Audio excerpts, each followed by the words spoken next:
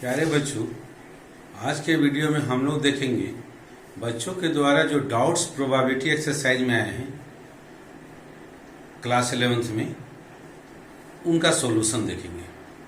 वो एक्सरसाइज 16.3 के कुछ डाउट्स हैं और कुछ मिसलेनियस के।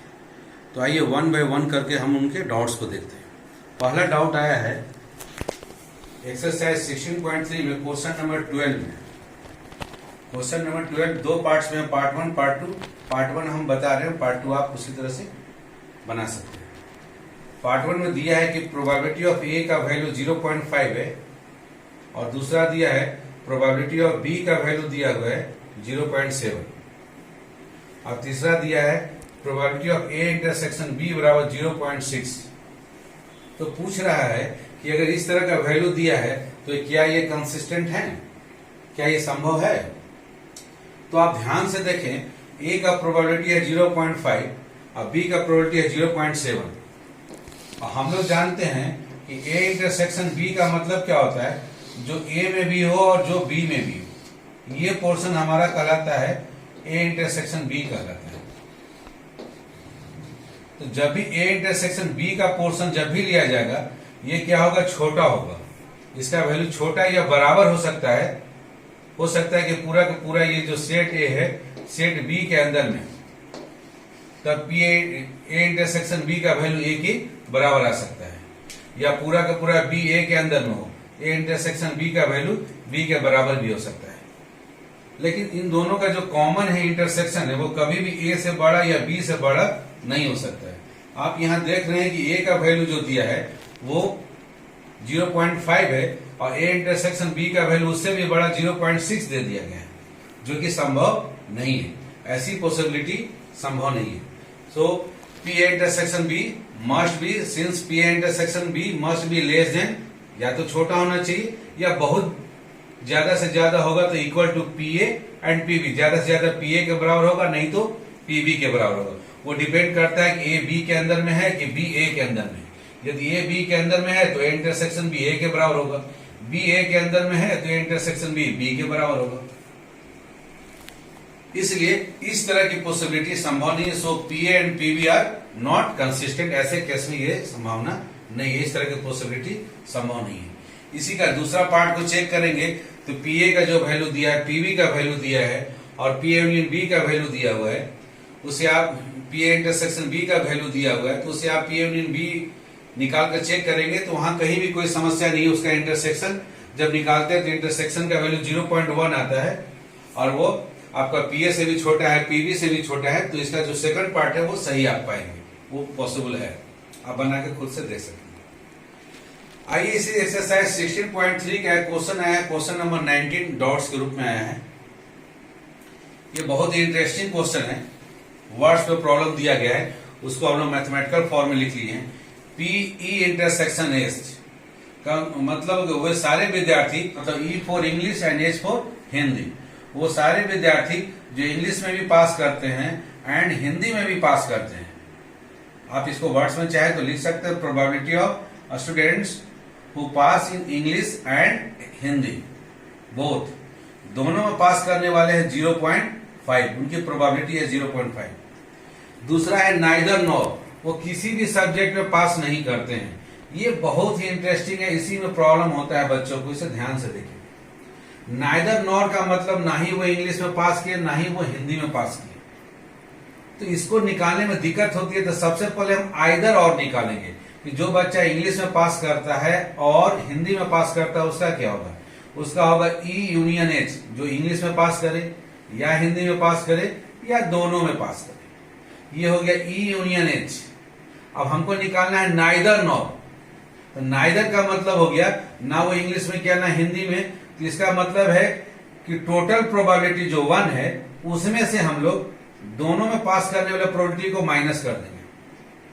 अर्थात जो इंग्लिश में पास किया अथवा हिंदी में पास किया, ये जो प्रोबेबिलिटी निकाले इसी का नॉट ले लेंगे। अगर इसका नॉट ले लिए तो इसका मतलब हो गया नाइदर नॉर, कि वो बच्चा ना ही इंग्लिश में पास किया ना ही हिंदी में किया, ना दोनों में किया। तो नाइदर नॉर जब भी बोले तो थोड़ा ध्यान देंगे आप, पहले आइदर और निकाल लेंगे आप और आइदर और का निगेटिव कर देंगे, नॉट कर देंगे, नकारात्मक। वो वैल्यू दिया हुआ 0.1। ये बड़ा इंटरेस्टिंग है, इसी में कंफ्यूजन है। नेक्स्ट दिया है कि इंग्लिश में पास करने वाले विद्यार्थियों का जो प्रोबेबिलिटी है 0.75 है।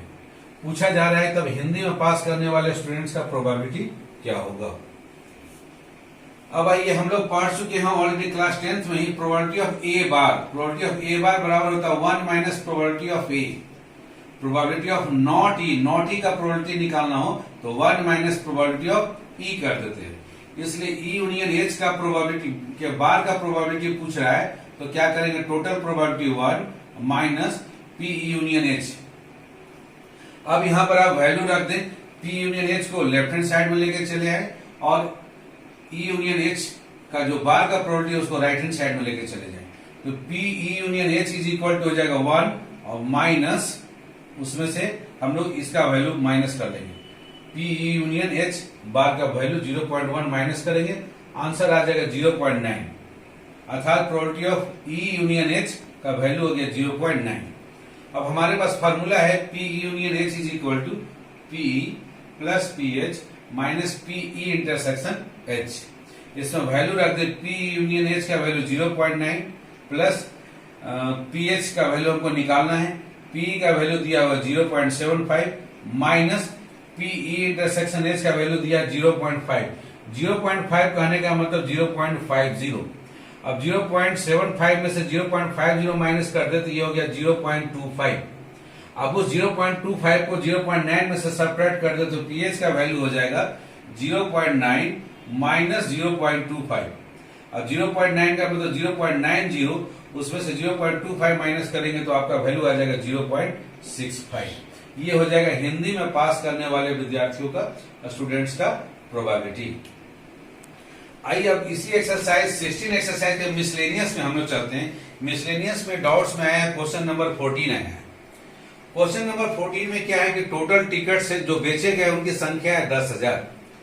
उन 10,000 में से 10 टिकट ऐसे हैं जिसमें कि बराबर बराबर प्राइस है। Number of equal prizes awarded, 10 ऐसे टिकट है जिसमें कि बराबर बराबर प्राइज अवार्ड किए गए हैं। वैसे नंबर ऑफ टिकट्स की संख्या है 10। पहला क्वेश्चन पूछा गया कि हम एक टिकट ले और उस टिकट में हमको प्राइज ना आए, इसकी प्रोबेबिलिटी क्या है। तो कुल संभावना क्या, टोटल टिकट्स जो बिके हैं 10,000, 10,000 में से कोई भी एक टिकट हम ले सकते हैं। NC1 का वैल्यू होता है n, अर्थात 10,000 C1 का वैल्यू हो गया 10,000। अब इस 10,000 में से उन 10 टिकट को हम हटा दें जिसमें कि प्राइस है, तो 10,000 में से 10 को माइनस कर देंगे तो हमारे पास आ जाएगा 9,990 टिकट्स। अगर उसमें से हम कोई भी एक टिकट लेंगे तो हमको प्राइज नहीं मिलेगा और हमको वही निकालना है, नंबर ऑफ फेवरेबल इवेंट हमारा, कि ऐसा हम एक टिकट ले जिसमें कि हमको प्राइज ना मिले। तो हमारा number of favourable event any बराबर होगा 9,990 C1। अगेन NC1 का वैल्यू n होता है तो ये वैल्यू आ गया 9,990। प्रोबेबिलिटी का फॉर्मूला है NE बाय NS। तो 9,990 में 10,000 से डिवाइड किया, 0 कैंसिल कर दिए, आंसर हो गया 999 डिवाइडेड बाई 1000। एक 0 कैंसिल हो गया, आंसर हो गया 1000। आइए दूसरा है, हम 2 टिकट ले और फिर भी हमको प्राइज ना मिले, तो अगेन 10,000 में से कोई भी 2 टिकट सेलेक्ट कर सकते, वो कुल संभावना हो गया NS हो गया।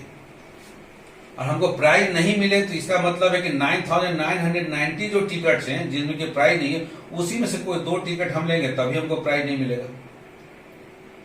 तो प्रोबेबिलिटी का फॉर्मूला हो गया NE बाय NS, इन दोनों का रेशियो हो गया 9,990 C2 डिवाइडेड बाय 10,000 C2। उसी प्रकार से बोला गया कि 10 टिकट ले और हमको प्राइज ना मिले, तो अगेन कुल संभावना है 10,000 में से कोई भी 10 सेलेक्ट कर सकते, 10,000 C10। और NE जो हमारे पक्ष में होंगे 9,990 में से कोई भी 10 लेंगे तो हमको प्राइज नहीं मिलेगा। इसलिए प्रोबेबिलिटी का फॉर्मूला से NE बाय NS से फॉर्मूला हो जाएगा 9,990 C10 डिवाइडेड बाई 10,000 C10। अब इसको चाहें तो इनके वैल्यू को आप लिख कर कैलकुलेट करके और इसको सिंप्लीफाई कर सकते हैं। आइए हम लोग कुछ और जो डाउट्स हैं उनको बनाते हैं। ओके बच्चों, आइए बच्चों, अब एक और डाउट्स आया है मिसलेनियस, प्रोबेबिलिटी के मिसलेनियस में क्वेश्चन नंबर 9। बहुत ही इंटरेस्टिंग सवाल है और बहुत से कंसेप्ट, इसको ध्यान से देखें।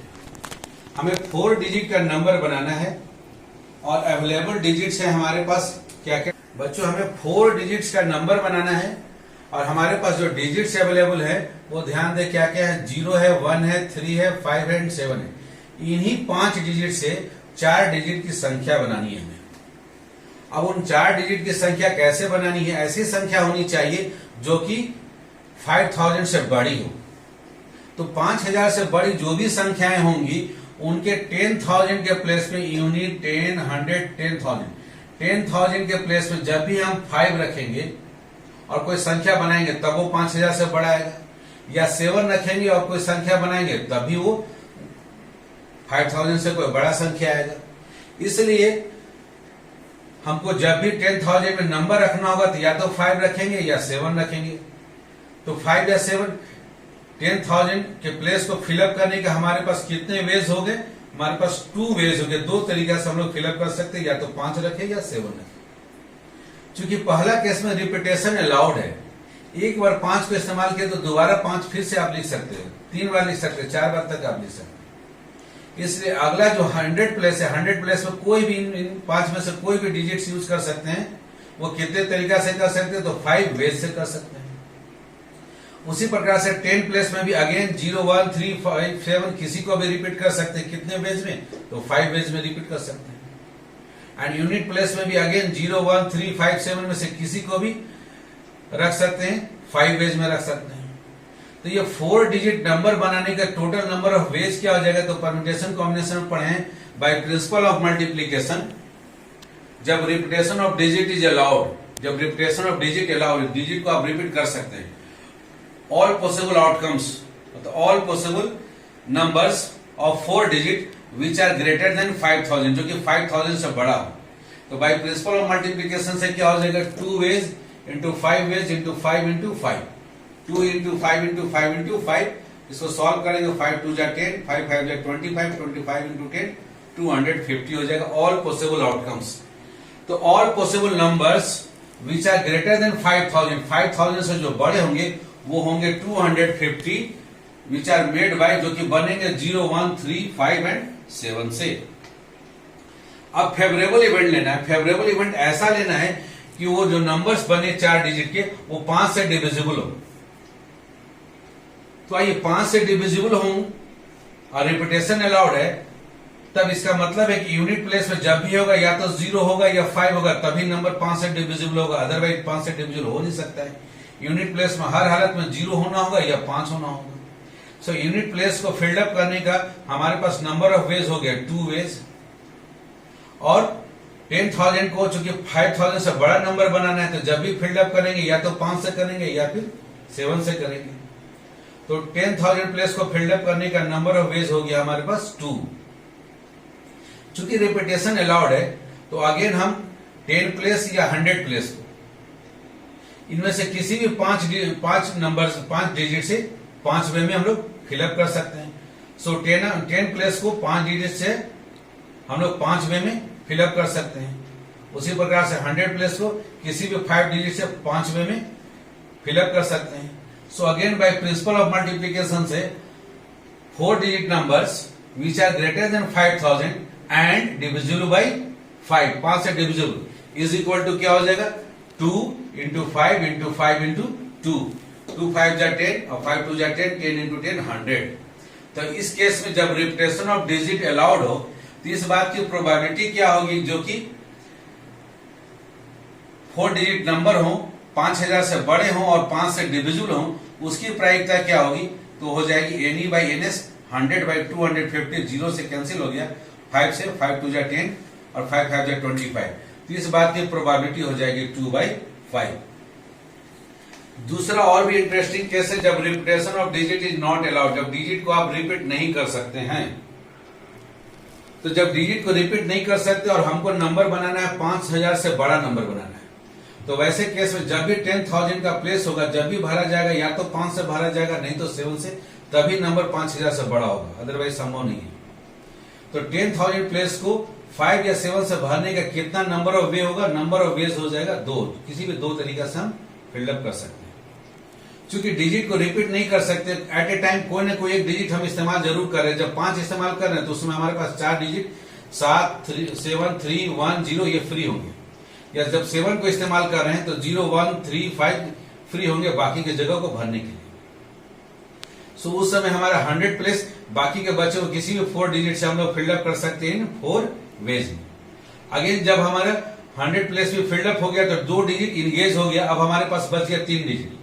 उन 3 में से किसी भी डिजिट को हम लोग 10 प्लेस पर 3 वे में हम लोग 3 वेज में फिल्डअप कर सकते हैं। जब 3 प्लेस फिल्डअप हो गए तो यूनिट प्लेस के लिए हमारे पास 2 डिजिट बचे, उन 2 डिजिट से हम लोग यूनिट प्लेस को 2 वेज में फिल्डअप कर सकते हैं। तो अगेन यहाँ बाय प्रिंसिपल ऑफ मल्टीप्लीकेशन से number of 4 digit numbers which are greater than 5000 and if repetition is not allowed is equal to हो जाएगा 2 into 4 into 3 into 2। तो एनएस यहाँ पर हो गया 2 into 4 into 3 into 2, इसको मल्टीप्लाई कर दे 2 4 जा 8 और 3 2 जा 6, 8 6 जा 48 हो जाएंगे। अब इसमें सबसे ज्यादा इंटरेस्टिंग केस है कि भाई जो नंबर होंगे 5000 से बड़े वो 5 से डिविजिबल होने चाहिए।